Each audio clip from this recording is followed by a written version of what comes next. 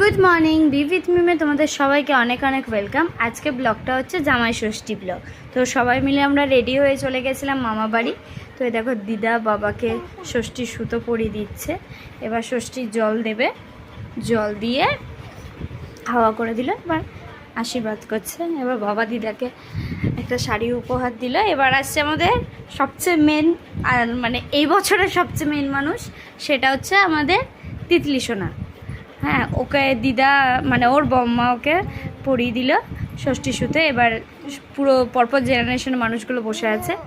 তো মামি অনেক কিছুই রান্না করেছিল, ফ্রাইড রাইস, মাটন, মাছের মাথা দিয়ে ডাল, 5-7 রকমের ভাজা, চাটনি, আরও অনেক কিছু ফল, সব কিছু সাজিয়েছিল। তার মধ্যে আমি যেহেতু ব্লগিং করছিলাম, তো ওর মধ্যে বাবা আবার একটু লিচু টিচু দিয়ে থালাগুলোকে সুন্দর করে সাজাচ্ছিল।